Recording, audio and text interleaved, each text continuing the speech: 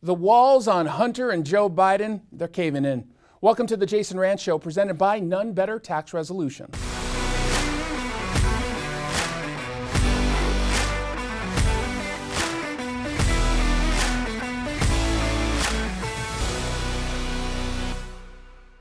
It's getting harder for left-wing media outlets to completely ignore the scandals around the president and his son.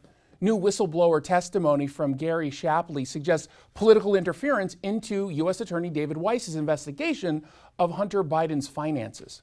Now, amongst the claims, they include U.S. Attorney Weiss was not able to pursue certain charges around alleged tax crimes, that he wasn't able to bring charges in the right jurisdictions, that he wasn't the deciding official on any of these charges.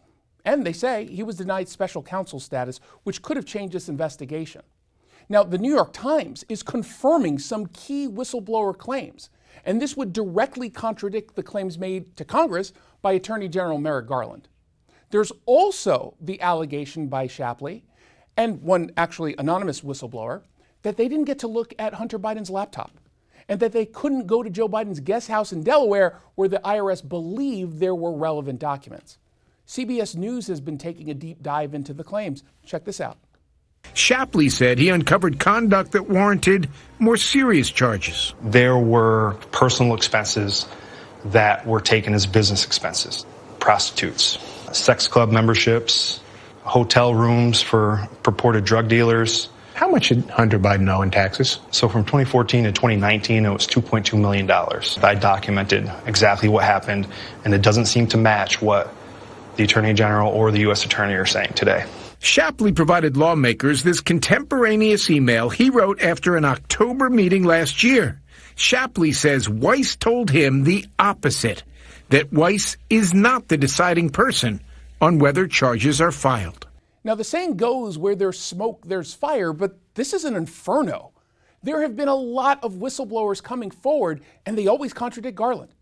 He tells us that parents weren't investigated for criticizing school boards, and yet whistleblower proved a little bit differently. In fact, a lot differently. They were treated as domestic terrorists.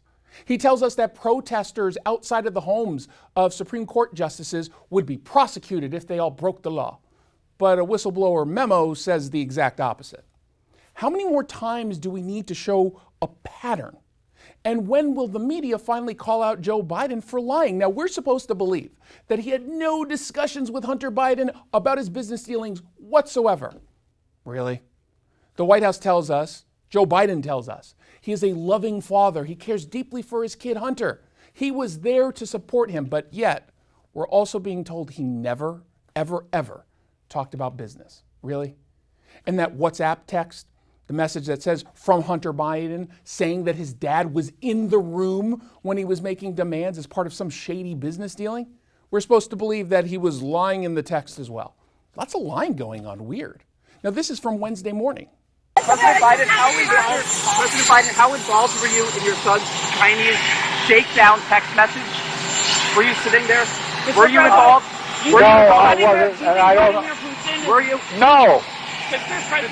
Now, Joe Biden laughs this off. He thinks it's really funny. But when you have the hubris to think you can get away with anything, I suppose it is funny. Will there be substantive investigations?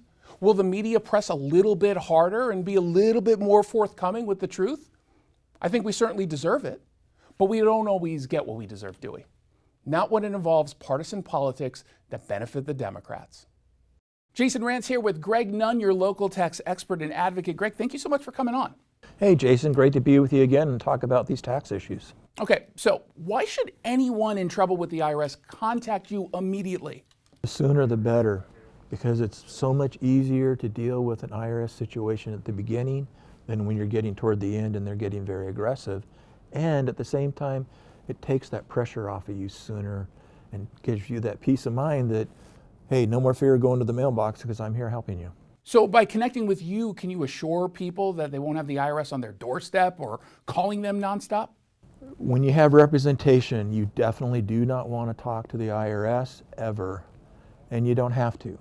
You are protected by statute, by law, that when you have representation, they have to deal with your representative. And I am acting in your best interest when I'm dealing with the IRS. And I tell you, you don't want to talk to them, it'll just stress you out.